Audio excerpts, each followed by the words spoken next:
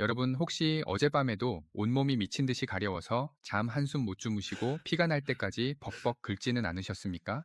아이고, 나이가 들어서 피부가 건조한가 보다 하고 그저 바디로션만 잔뜩 바르고 계시다면 지금 당장 그 손을 멈추셔야 합니다. 오늘 영상은 정말 큰일 날 뻔한 당신을 구하는 소중한 시간이 될 것입니다. 단순히 가려운 것을 참거나 대수롭지 않게 넘기셨다면 그것은 당신의 생명을 위협하는 가장 큰 실수가 될 수 있습니다. 그 가려움은 단순한 피부병이 아니라 당신의 소중한 콩팥이 독소에 절여져서 제발 좀 살려달라고 비명을 지르는 마지막 구조 신호일 수 있기 때문입니다. 아무리 비싼 연고를 바르고 약을 먹어도 3주 이상 가려움이 멈추지 않는다면 그것은 이미 당신의 혈액 속에 독소가 가득 찼다는 뜻입니다. 오늘 제가 말씀드릴 세 가지 위험한 부위가 유독 가렵다면 지금 당장 응급실 갈 준비를 하셔야 할지도 모릅니다. 저는 지난 25년 동안 신장내과 전문의로서 수많은 죽음과 이별을 목격해온 의사 최준혁입니다. 저는 투석실과 응급실 현장에서 매일 마주합니다. 온몸에 피딱지가 앉을 정도로 긁다가 결국 콩팥이 완전히 망가져서 평생 투석기를 달게 된 수많은 환자분들을 말입니다. 그분들도 처음에는 그저 환절기라서 혹은 늙어서 생기는 가벼운 가려움이라고 생각했습니다. 하지만 그 안일함이 돌이킬 수 없는 비극을 불렀고 사랑하는 가족들에게 씻을 수 없는 아픔을 남겼습니다. 평범한 일상을 살아가던 어르신들이 단지 가렵다는 이유만으로 병원을 찾았다가 만성 신부전 말기라는 청천벽력 같은 진단을 받고 충격에 빠지는 모습을 볼 때마다 제 가슴은 무겁게 내려앉습니다. 그래서 저는 오늘 여러분께 단순한 의학 지식을 넘어 당신의 남은 수명을 결정짓는 긴급 처방전을 드리려고 합니다. 콩파티 당신에게 보내는 마지막 경고를 절대 놓치지 마십시오. 본격적인 진단에 앞서 잠시 시간을 내어 아래에 있는 좋아요 버튼을 한 번만 눌러주십시오. 이것은 단순한 클릭이 아닙니다. 오늘부터 내 몸과 콩팥을 지키겠다는 여러분의 굳은 다짐이자 저와의 약속입니다. 여러분의 그 작은 실천이 생명을 구하는 첫걸음이 될 것입니다. 자, 그럼 지금부터 생사를 가르는 가려움의 진실을 낱낱이 파헤쳐 보겠습니다. 아마도 지금 이 영상을 보시는 여러분은 피부 겉면이 문제라고 생각해서 비싼 보습제를 바르거나 때를 밀며 시원해지기를 기대하셨을 겁니다. 하지만 아무리 긁어도 시원하지 않고 오히려 살점이 뜯겨 나갈 듯한 고통만 더해진다면 그것은 번지수를 완전히 잘못 찾으신 겁니다. 지금 여러분의 몸속에서는 아주 무시무시한 일이 벌어지고 있기 때문입니다. 의학적으로 아주 쉽게 설명해 드리자면 우리 몸의 콩팥은 혈액 속에 쌓인 노폐물을 걸러주는 아주 정교한 정수기 필터와 같습니다. 그런데 이 필터가 찌꺼기로 꽉 막혀서 기능을 멈추면 어떻게 되겠습니까? 오줌으로 시원하게 배출되어야 할 독소들이 갈 곳을 잃고 다시 혈관을 타고 역류하여 온몸을 돌아다니게 됩니다. 이것을 바로 요독이라고 부르는데 이 독한 물질들이 피부 아래에 있는 미세한 신경들을 직접 찌르고 공격하기 시작하는 것입니다. 하지만 진짜 공포는 여기서 끝이 아닙니다. 콩팥이 망가지면 우리 몸속에 인이라는 물질을 배출하지 못하게 됩니다. 혈액 속의 인의 농도가 비정상적으로 높아지면 우리 몸은 살기 위해 뼈 속에 있는 칼슘을 억지로 빼내어 혈액으로 가져오게 됩니다. 이때 혈액 속에서 만난 칼슘과 인이 서로 뭉치면 마치 눈에 보이지 않는 아주 날카로운 유리 조각 같은 딱딱한 결정체가 만들어집니다. 이 미세한 칼슘 결정체들이 혈관을 타고 온몸을 떠돌다가 피부신경에 달라붙어 무자비하게 찌르기 때문에 여러분은 마치 뼛속이나 살 속 깊은 곳에서 벌레가 기어가는 듯한 끔찍한 가려움을 느끼게 되는 것입니다. 그래서 겉피부를 아무리 박박 긁어도 소용이 없는 것입니다. 왜냐하면 이것은 단순한 피부병이 아니라 피 속에 떠다니는 유리 조각들이 여러분의 신경을 난도질하고 있다는 신호이기 때문입니다. 한번 상상해 보십시오. 내 몸 안에서 독소가 빠져나가지 못하고 썩어가고 있는데 겉에다가 연고만 바른다고 해결이 되겠습니까?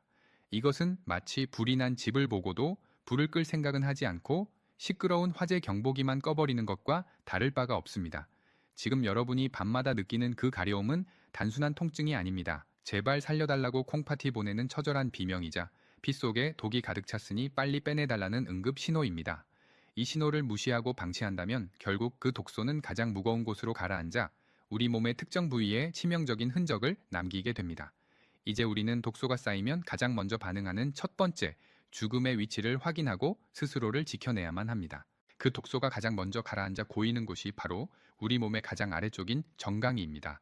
작년 겨울 제 진료실을 찾아오셨던 65살의 경비원. 박 선생님의 이야기가 아직도 제 뇌리에 선명하게 박혀 있습니다. 평생을 성실하게 살아오신 박 선생님은 밤샘 근무를 마치고 아침에 퇴근할 때마다 다리가 퉁퉁 붓고 정강이가 미친 듯이 가려웠다고 하셨습니다. 진료를 위해 바지를 걷어 올리는데 정강이 쪽 내복에 피가 말라붙어서 잘 떨어지지 않을 정도로 상태가 처참했습니다. 박 선생님은 멋쩍게 웃으시며 겨울이라 피부가 건조해서 텄다거나 하루 종일 서 있어서 피가 안 통해서 그런 거라며 대수롭지 않게 말씀하셨습니다. 그저 약국에서 산 바세린만 잔뜩 바르고 버티셨던 것입니다. 하지만 검사 결과는 너무나 충격적이었습니다. 박 선생님의 콩팥은 이미 80% 이상 망가져서 기능을 거의 상실한 상태였고 피 속에는 요독이 가득 차 당장이라도 심장이 멈출 수 있는 위급한 상황이었습니다. 여러분, 왜 하필이면 정강이일까요? 그것은 바로 중력 때문입니다. 콩팥이 제 기능을 못하면 소변으로 배출되지 못한 수분과 노폐물이 우리 몸 안에 계속 쌓이게 됩니다. 인간은 서 있거나 앉아서 생활하기 때문에 이 무거운 독소물은 자연스럽게 중력을 타고 다리 쪽으로 쏠려 내려가게 됩니다. 그래서 정강이 뼈 바로 위에 있는 얇은 피부 밑에 독소가 차곡차곡 쌓이게 되는데 이것이 신경을 자극하여 참을 수 없는 가려움을 유발하는 것입니다. 많은 분들이 이것을 단순한 붓이나 살이 찐 것으로 착각하십니다. 하지만 신장이 망가져서 생긴 부종은 일반적인 부기와는 완전히 다릅니다. 지금 당장 확인해 보십시오. 의자이나 바닥에 다리를 펴고 앉으신 다음 엄지손가락으로 정강이 뼈 안쪽의 평평한 부분을 꾹 눌러 보십시오. 1초나 2초가 아니라 마음속으로 10초를 세면서 아주 강하게 누르셔야 합니다. 그리고 손가락을 떼었을 때 눌린 자국이 찰흙처럼 푹 들어가서 바로 튀어 올라오지 않고 한참 동안 그대로 남아있다면 이것은 살이 찐 게 아닙니다. 이것은 요독성 부종이라고 부르는 아주 위험한 신호입니다. 콩팥이 물을 전혀 걸러내지 못해서 피부 밑에 썩은 물이 고여 있다는 명백한 증거입니다. 박 선생님도 진료실에서 제가 정강이를 눌렀을 때 그 자국이 10분이 넘도록 사라지지 않았습니다. 만약 박 선생님이 다리를 긁기 전에 이 손가락 테스트를 한 번만 해보셨더라도 콩팥이 80%나 망가지기 전에 병원에 오실 수 있었을 것입니다. 여러분의 정강이는 지금 안전합니까? 혹시 양말 자국이 저녁까지 선명하게 남아있거나 정강이를 눌렀을 때 살이 움푹 패여 나오지 않는다면 지체할 시간이 없습니다. 이것은 피부의 문제가 아니라 당신의 콩팥이 익사 직전이라며 살려달라고 보내는 구조 신호이기 때문입니다. 지금 여러분의 부모님이나 배우자가 습관적으로 바지를 걷어 올리고 다리를 긁고 계시지는 않습니까? 혹은 다리가 무겁다며 자꾸만 주무르고 계시지는 않습니까? 그렇다면 지금 당장 이 영상을 공유 버튼을 눌러 그분들에게 보내주십시오. 단순히 안부를 묻는 것이 아닙니다. 여러분의 그 공유 버튼 한 번이 그분들을 차가운 투석기 앞으로 끌려가게 하는 비극을 막고 남은 여생을 건강하게 지켜주는 생명줄이 될 것입니다. 제발 늦기 전에 알려주십시오. 정강이가 중력에 의해 독소가 쌓이는 곳이라면 지금 말씀드릴 두 번째 부위는 여러분의 신경이 독소에 의해 직접 공격당하고 있다는 가장 확실한 증거입니다. 바로 손이 잘 닿지 않는 등 한복판과 날개뼈 주변입니다. 이곳의 가려움은 단순한 피부 트러블이 아니라 척추를 타고 흐르는 신경이 비명을 지르는 것과 같습니다. 제가 잊을 수 없는 또 한 분의 환자가 있습니다. 홀로 지내시던 72살의 김 할머니 이야기입니다. 할머니의 침대 머리맡에는 항상 대나무로 만든 효자손이 놓여 있었습니다. 자식들은 다 출가하고 혼자 사시니 등을 긁어줄 사람이 없어 효자손이 유일한 친구라고 하셨습니다. 김 할머니는 밤마다 등 뒤에서 스멀스멀 올라오는 가려움 때문에 잠을 설치셨고 그때마다 효자손으로 등을 벅벅 긁으셨습니다. 처음에는 시원한 듯 했지만 시간이 지날수록 아무리 세게 긁어도 가려움이 사라지지 않았습니다. 어느 날 할머니는 고열과 오한으로 의식을 잃고 저희 병원 응급실에 실려 오셨습니다. 제가 할머니의 등을 확인했을 때 저는 경악을 금치 못했습니다. 할머니의 등은 효자손에 긁혀 성한 곳이 없었고 찢어진 상처 틈으로 세균이 침투해 등 전체가 붉게 부어오른 상태였습니다. 단순한 가려움이 폐혈증이라는 무서운 합병증으로 번진 것입니다. 할머니께서 의식이 드신 후 저에게 눈물을 흘리며 이렇게 말씀하셨습니다. 선생님, 살이 찢어지도록 긁었는데도 피부겉이 아니라 뼛속에서 불개미가 기어다니는 것 같았어요. 여러분, 이것이 바로 콩팥이 망가졌을 때 나타나는 신경성 소양증의 정체입니다. 우리 몸의 콩팥이 기능을 잃으면 혈액 속에 인이라는 독성 물질이 급격히 쌓입니다. 이 인은 신경을 아주 예민하게 만드는데 특히 우리 몸의 감각신경이 뻗어나오는 척추와 날개뼈 부근을 집중적으로 공격합니다. 그래서 피부 겉면에는 아무런 두드러기나 발진이 없는데도 환자분들은 등 깊은 곳 척추뼈, 안쪽에서부터 미칠 듯한 가려움을 느끼게 되는 것입니다. 이것은 피부의 문제가 아니라 신경의 문제입니다. 그러니 겉을 아무리 긁고 피를 낸들 신경이 진정될 리가 있겠습니까? 오히려 콩팥이 나쁜 분들은 면역력이 일반인보다 훨씬 떨어져 있고 피부 재생 능력이 약하기 때문에 김 할머니처럼 작은 상처가 생명을 위협하는 심각한 감염으로 이어지기 쉽습니다. 특히 혼자 사시는 어르신들은 등을 봐줄 사람이 없어서 상태가 심각해질 때까지 방치하는 경우가 너무나 많습니다.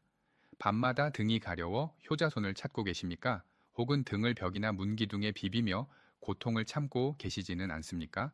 그것은 늙어서 생기는 주름 같은 것이 아닙니다. 척추신경이 독소에 절여져 살려달라고 외치는 소리입니다. 효자손은 여러분의 효자가 아니라 여러분의 등을 망가뜨리고 세균을 집어넣는 흉기가 될 수도 있습니다. 오늘부터는 절대 도구로 등을 긁지 마십시오. 대신 미지근한 물수건으로 등을 가볍게 닦아내거나 병원을 찾아 혈액 속 인수치를 확인하셔야 합니다. 지금 이 순간 제 이야기를 듣고 가슴이 철렁하신 분들이 계십니다. 혹시 나도 콩팥이 위험한 건 아닌지 걱정되신다면 지금 바로 댓글창에 튼튼한 신장이라고 남겨주십시오. 5글자면 충분합니다. 여러분이 댓글로 튼튼한 신장이라고 적는 그 순간 여러분의 뇌는 내 몸을 지키겠다는 강력한 의지를 갖게 됩니다. 제가 여러분의 댓글 하나하나를 확인하고 끝까지 응원하겠습니다. 효자손을 내려놓고 튼튼한 신장을 되찾겠다는 다짐을 지금 바로 보여주십시오. 정강이와 등 뒤의 가려움이 주로 독소의 축적과 신경 자극 때문이었다면 세 번째로 말씀드릴 위험한 부위는 조금 더 복잡하고 치명적인 합병증을 경고하고 있습니다. 바로 손바닥과 발바닥입니다. 보통 손바닥이 가려우면 주부습진이나 무좀이라고 생각하고 연고를 바르는 경우가 대부분입니다. 하지만 제가 만난 60세의 이 여사님의 경우는 달랐습니다. 평생을 작은 식당을 운영하며 자식들을 키워내신 이 여사님은 하루 종일 물과 세제를 만지는 것이 일상이었습니다. 어느 날부터인가 손바닥이 유난히 붉어지고 밤만 되면 손바닥과 발바닥에서 불이 나는 듯한 가려움을 느끼기 시작하셨습니다. 여사님은 그저 독한 주방 세제 타시려니 하고 장갑을 2겹씩 끼고 일하시거나 혈액순환이 잘 되라고 약주를 한 잔씩 드시고 주무시곤 했습니다. 몸에 좋다는 각종 건강즙도 빼놓지 않고 드셨습니다. 그것이 간과 콩팥을 동시에 망가뜨리는 독이 되는 줄은 꿈에도 모른 채 말입니다. 어느 날 아침 이 여사님은 소변이 한 방울도 나오지 않는 상태로 응급실에 실려 오셨습니다. 진단명은 간신증후군이었습니다. 이것은 간 기능이 급격히 나빠지면서 그 영향으로 멀쩡하던 콩팥까지 연쇄적으로 멈춰버리는 무서운 질환입니다. 우리 몸에서 간과 콩팥은 해독을 담당하는 형제와 같은 장기입니다. 이 여사님이 무심코 드셨던 수많은 약재와 알코올을 해독하느라 간이 먼저 지쳐버렸고 해독되지 못한 독성 물질들이 혈관을 타고 콩팥으로 쏟아져 들어오면서 콩팥 혈관을 수축시켜 아예 소변을 만들지 못하게 만든 것입니다. 이때 나타나는 가장 특징적인 증상이 바로 손바닥 홍반과 자결감입니다. 건강한 사람의 손바닥은 연한 분홍색이지만 간과 콩팥이 동시에 나빠진 분들의 손바닥은 마치 붉은 페인트를 칠한 것처럼 가장자리가 새빨갛게 변합니다. 그리고 단순한 가려움을 넘어서 손발이 화끈거리고 뜨거운 느낌을 받게 됩니다. 특히 이 여사님은 밤에 이불 속에만 들어가면 가려움이 더 심해져서 얼음팩을 손에 쥐고 주무셔야 했다고 합니다. 이것은 따뜻한 이불 속에서 천이 올라가면 혈관이 확장되면서 독성 물질들이 피부 끝으로 더 많이 몰려들기 때문입니다. 많은 분들이 손발이 차가우면 혈액 순환이 안 된다고 걱정하시지만 의학적으로는 갑자기 손발이 뜨거워지고 가려운 것이 훨씬 더 위험한 신호일 수 있습니다. 그것은 당신의 간이 비명을 지르고 있고 그 비명 소리에 콩팥이 겁을 먹고 문을 닫고 있다는 뜻이기 때문입니다. 이 여사님처럼 손바닥이 유난히 붉거나 밤마다 손발이 뜨거워 잠을 못 이루신다면 절대로 술이나 검증되지 않은 민간요법 약물을 드셔서는 안 됩니다. 그것은 불난집에 기름을 붓는 격입니다. 지금 당장 드시던 모든 건강 보조식품을 끊고 내과를 찾아가간 수치와 콩팥 수치를 동시에 확인하셔야만 두 장기가 모두 망가지는 최악의 상황을 막을 수 있습니다. 내부의 장기가 망가져서 생기는 가려움을 밖에서 해결하려다가 오히려 생명을 단축시키는 분들이 너무나 많습니다. 특히 우리 한국 분들은 몸이 찌뿌둥하거나 가려우면 뜨끈한 찜질방이나 사우나에 가서 땀을 쫙 빼야 독소가 빠진다고 믿는 경향이 강합니다. 하지만 콩팥이 약해진 상태에서의 무리한 사우나는 독소를 빼는 것이 아니라 여러분의 콩팥을 말려 죽이는 자살 행위와도 같습니다. 제가 직접 응급투석을 진행했던 68살 초의 선생님의 사연을 들려드리겠습니다. 최 선생님은 평소 등과 다리가 가려울 때마다 동네 목욕탕의 뜨거운 온탕에 몸을 담그거나 건식 사우나에서 땀을 흘리곤 하셨습니다. 땀을 흘리고 나면 일시적으로 가려움이 덜한 것 같고 개운한 느낌이 드셨기 때문입니다. 그날도 초회 선생님은 가려움을 참지 못하고 찜질방을 찾으셨고 평소보다 높은 온도에서 1시간 넘게 땀을 흘리셨습니다. 그러다 갑자기 어지러움을 느끼며 쓰러지셨고 구급차에 실려 병원에 도착했을 때는 이미 급성 심부전 상태였습니다. 여러분 도대체 왜 땀을 뺐는데 콩팥이 멈췄을까요? 그 이유는 바로 탈수와 혈액의 끈적임 때문입니다. 콩팥은 우리 몸의 혈액이 끊임없이 흘러 들어와야만 일을 할 수 있는 장기입니다. 그런데 고온의 사우나에서 땀을 지나치게 많이 흘리면 우리 몸의 수분이 급격히 빠져나가게 됩니다. 젊고 건강한 사람은 물을 마시면 금방 회복되지만 콩팥 기능이 떨어진 어르신들은 수분 조절 능력이 고장난 상태입니다. 몸에서 물이 빠져나가면 혈관 속을 흐르던 피는 수분을 잃고 마치 진흙처럼 끈적끈적해집니다. 의학적으로 이것을 혈액 농축이라고 부릅니다. 끈적해진 피는 콩팥의 미세한 혈관을 통과하지 못하고 꽉 막혀버리게 됩니다. 결국 콩팥으로 가는 혈류량이 뚝 끊기면서 멀쩡하던 콩팥 세포들이 산소를 공급받지 못해 순식간에 괴사해버리는 것입니다. 이것이 바로 찜질방에서 발생하는 급성 심부전의 무서운 메커니즘입니다. 최 선생님이 땀과 함께 배출한 것은 독소가 아니라 콩팥을 살리는 생명수였던 것입니다. 많은 분들이 땀으로 요독을 뺄 수 있다고 착각하십니다. 하지만 땀으로 배출되는 독소의 양은 극히 미미합니다.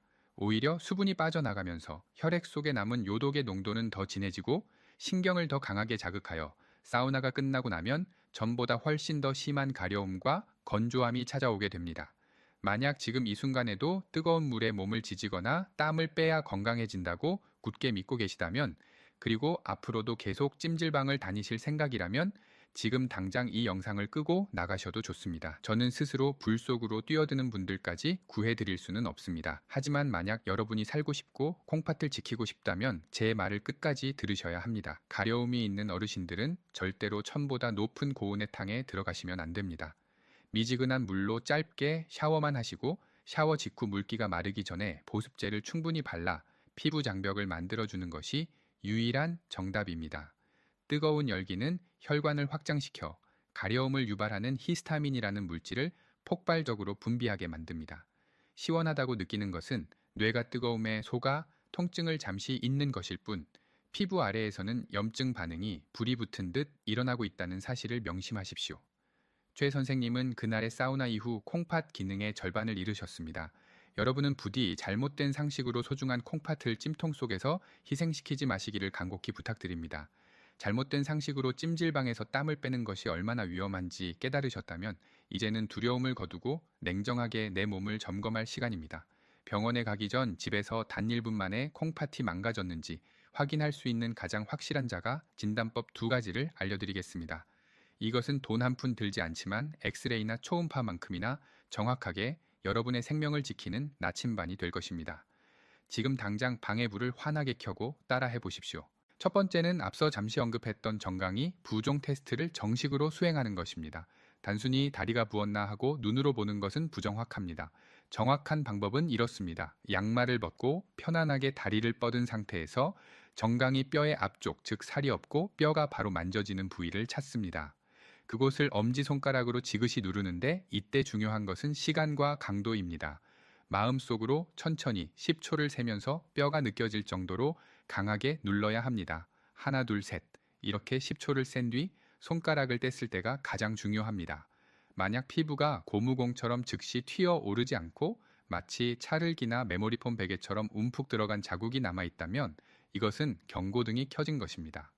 의학 용어로 함유부종이라고 하는데 콩팥이 소변으로 내보내지 못한 수분이 중력을 타고 내려와 세포 사이에 갇혀버린 상태입니다. 살이 찐 사람은 누르면 바로 튀어 오르지만 콩팥 환자의 다리는 물 먹은 스펀지 같아서 회복되지 않습니다. 이 자국이 깊고 오래 갈수록 콩팥 기능이 심각하게 저하되었다는 뜻이므로 가려움의 원인이 100% 콩팥에 있음을 확신하셔도 좋습니다. 두 번째는 화장실에서 확인하는 소변의 거품입니다. 소변을 보시고 나서 바로 물을 내리지 마시고 변기를 들여다보십시오. 만약 소변 위에 하얀 거품이 가득하다면 주에 깊게 관찰하셔야 합니다. 물론 소변 줄기가 새거나 높은 곳에서 떨어지면 일시적으로 거품이 생길 수 있습니다. 하지만 건강한 사람의 거품은 맥주 거품처럼 금방 사라집니다. 반면에 콩팥이 보내는 위험 신호인 단백뇨, 거품은 마치 비누 거품이나 계란 흰자 거품처럼 작고 촘촘하며 시간이 지나도 좀처럼 터지지 않고 병이 물 위에 둥둥 떠 있습니다. 심지어 물을 내려도 거품이 병이 벽에 남아있을 정도라면 이것은 콩팥의 필터 구멍이 헐거워져서 우리 몸에 꼭 필요한 단백질이 소변으로 줄줄 새고 있다는 명백한 증거입니다. 만약 여러분이 3주 이상 온몸이 가려운 상태에서 방금 말씀드린 정강이의 부종과 소변의 거품 증상이 동시에 나타난다면 내일 아침 당장 신장내과로 달려가셔야 합니다. 그리고 의사 선생님께 이렇게 말씀하십시오. 선생님, 저는 피부가 가려워서 온 게 아니라 콩팥 기능을 검사하러 왔습니다. 제발 혈액 검사로 크레아티닌 수치와 사구체 여과율을 확인해 주십시오. 이렇게 구체적으로 요구하셔야 합니다. 대부분의 환자분들이 그저 가렵다고만 하시니까 피부과 약만 처방받고 골든타임을 놓치는 경우가 너무나 많습니다. 의사에게 정확한 정보를 주는 것이 여러분의 콩팥을 살리는 지름길입니다. 이 두 가지 신호는 콩팥이 완전히 멈추기 전에 여러분에게 주는 마지막 기회라는 사실을 명심하십시오. 자가 진단을 통해 내 몸의 경고를 확인하셨다면 이제는 피를 맑게 바꾸는 실천을 해야 할 때입니다. 콩팥이 망가진다는 것은 내 몸의 피가 하수구 물처럼 탁해졌다는 뜻이기 때문입니다. 많은 분들이 콩팥에 좋은 음식을 추천해달라고 하시면서 비싼 약초나 건강기능식품을 찾으십니다. 하지만 저는 단호하게 말씀드립니다. 마트에서 쉽게 구할 수 있는 양배추와 계란만 있으면 충분합니다. 단 여기서 여러분의 생사를 가르는 아주 중요한 조건이 하나 있습니다. 이 영상을 보시는 분들 중에는 양배추가 위에 좋고 해독에 좋다는 말만 믿고 생으로 즙을 내서 드시거나 샐러드로 드시는 분들이 계실 겁니다. 만약 콩팥 기능이 떨어진 상태에서 양배추를 생으로 드시고 계신다면 그것은 건강을 챙기는 것이 아니라 여러분의 심장을 멈추게 하는 독약을 마시는 것과 같습니다. 의학적으로 설명해 드리겠습니다. 양배추에는 비타민 U라는 아주 귀한 성분이 들어있어서 손상된 콩팥의 점막을 재생하고 염증을 가라앉히는데 탁월한 효과가 있습니다.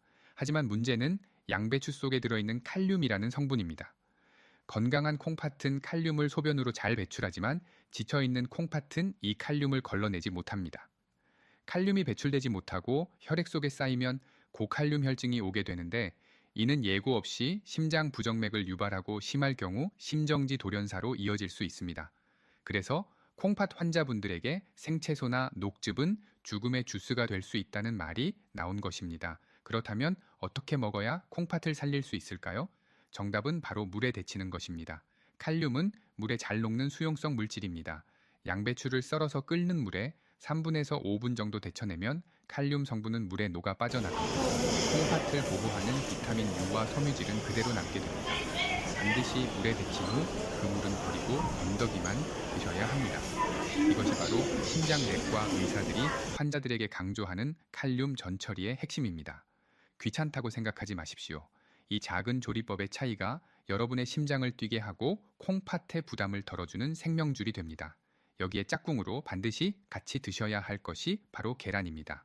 콩팥이 나빠지면 고기 같은 단백질 섭취를 줄여야 한다고 알고 계실 겁니다. 단백질이 분해되면서 생기는 찌꺼기가 콩팥 필터를 힘들게 하기 때문입니다. 하지만 단백질을 안 먹으면 근육이 빠지고 면역력이 무너져 더 큰 병이 옵니다. 이때 가장 안전한 대안이 바로 계란 흰자입니다.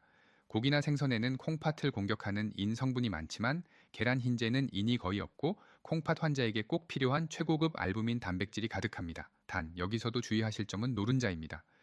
계란 노른자에는 인이 많이 들어있으므로 가려움증이 심하거나 콩팥 수치가 나쁜 분들은 아깝더라도 노른자는 빼고 흰자 위주로 드시는 것이 가장 안전합니다. 제가 추천하는 기적의 식단은 매일 아침 데친 양배추와 삶은 계란 흰자 2개를 함께 드시는 것입니다. 데친 양배추의 달큰한 맛과 계란 흰자의 담백함이 어우러져 맛도 좋고 무엇보다 먹는 즉시 콩팥의 필터를 씻어내고 피를 맑게 만들어줄 것입니다.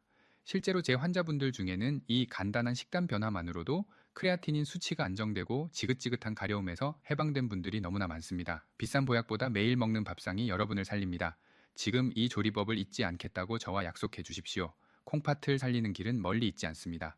양배추는 무조건 데치고 계란은 흰자를 먹는다. 이 원칙을 뇌에 새기셔야 합니다. 여러분의 굳은 의지를 확인하고 싶습니다. 지금 바로 댓글창에 건강하게 살자라고 6글자를 남겨주십시오. 여러분이 건강하게 살자라고 적는 순간 이 지식은 단순한 정보가 아니라 내 몸을 살리는 강력한 무기가 될 것입니다. 저는 여러분이 병원 침대가 아니라 식탁 의자에 앉아 웃으시는 모습을 보고 싶습니다. 좋은 음식으로 혈액을 맑게 채우셨다면 이제는 그 혈액이 흐르는 여러분의 몸 밖 환경을 점검해야 할 차례입니다. 아무리 콩팥에 좋은 음식을 먹어도 여러분이 머무는 침실의 환경이 콩팥을 공격하고 있다면 가려움은 절대 멈추지 않기 때문입니다. 병원에서 약을 먹어도 그때뿐이고 집에만 오면 다시 온몸을 긁게 되는 이유가 바로 여기에 있습니다. 제가 30년 동안 환자분들을 지켜보며 깨달은 것은 결국 사소한 생활 습관이 약보다 더 무서운 힘을 발휘한다는 사실입니다. 돈 들이지 않고 지금 당장 가려움을 잠재우는 3가지 생활 처방을 드리겠습니다. 첫 번째는 습도와의 전쟁입니다. 우리 한국의 겨울은 콩팥 환자들에게는 지옥과도 같습니다. 가뜩이나 콩팥이 나빠져서 피부의 수분을 잡아두는 기름막이 다 파괴된 상태인데 난방까지 뜨겁게 떼니까 집안이 사막처럼 변해버립니다. 공기가 건조하면 피부 신경은 평소보다 수십 배 더 예민해져서 작은 자극에도 불이 붙는 것처럼 가려워집니다. 오늘부터 침실 머리맡에는 반드시 가습기를 틀어두시거나 젖은 수건을 2~3장 널어두셔야 합니다. 실내 습도를 50에서 60% 정도로 유지하는 것만으로도 밤새 긁는 횟수가 절반 이하로 줄어듭니다. 습도계가 없다면 코가 약간 촉촉하다고 느낄 정도가 딱 좋습니다. 이것은 피부를 위한 것이 아니라 예민해진 신경을 달래주는 마취제와 같은 역할을 합니다.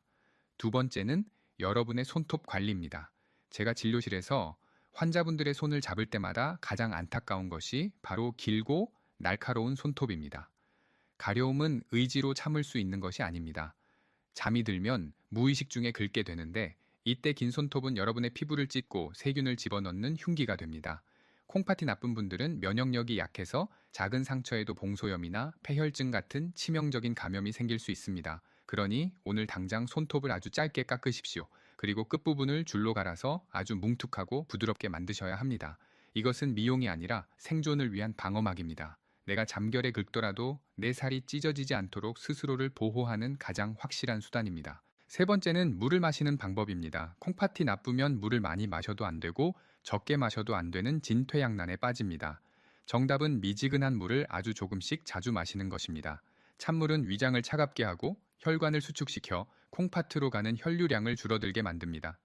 반드시 청아 비슷한 따뜻한 물을 머그컵 한 잔이 아니라 소주잔 한 잔 정도의 양으로 나누어 1시간에 한 번씩 드십시오. 이렇게 하면 콩팥에 홍수가 나지 않으면서도 혈액의 끈적임을 막아 요독이 소변으로 빠져나가는 길을 열어줄 수 있습니다. 맹물이 비려서 싫다면 볶은 옥수수차나 보리차를 연하게 끓여 드시는 것도 아주 훌륭한 방법입니다. 이런 사소한 습관들은 듣고 나면 별것 아닌 것 같지만 막상 혼자서 매일 지키기는 정말 어렵습니다. 작심삼일이 되기 쉽고 귀찮아서 하루 이틀 미루다 보면 다시 병이 도지기 마련입니다. 그래서 여러분 곁에는 매일매일 잔소리를 해주고 건강을 챙겨줄 주치의가 필요합니다. 지금 화면 아래에 있는 붉은색 구독 버튼을 한번 눌러보십시오. 이 버튼을 누르는 것은 저 최준혁을 여러분의 집으로 초빙하여 평생 무료 주치의로 두는 것과 같습니다. 제가 매일 아침 여러분의 콩팥을 지키고 가려움 없이 편안한 노후를 보낼 수 있도록 따뜻한 잔소리와 정확한 의학 정보를 배달해 드리겠습니다. 혼자 싸우지 마시고 저와 함께 가십시오. 여러분이 잠든 사이에도 저는 여러분의 건강을 고민하겠습니다. 사랑하는 여러분, 이제 우리는 긴 여정의 끝에 서 있습니다. 오늘 우리는 단순히 가려움증을 해결하는 방법을 넘어 당신의 소중한 생명과 콩팥의 수명을 지키는 아주 깊이 있는 지혜들을 함께 나누었습니다. 잠시 오늘 배운 핵심 내용들을 다시 한번 가슴에 새겨봅시다. 첫 번째로 우리는 정강이와 발목 그리고 등과 날개뼈, 마지막으로 손발바닥이라는 3곳의 치명적인 가려운 부위가 우리 몸속에 간과 콩팥이 보내는 마지막 구조, 신호라는 사실을 배웠습니다. 두 번째로 가려움이 3주 이상 지속될 때 반드시 실천해야 할 333 법칙과 함께 혈액 검사와 소변 검사가 왜 당신의 생명줄이 되는지도 확인했습니다.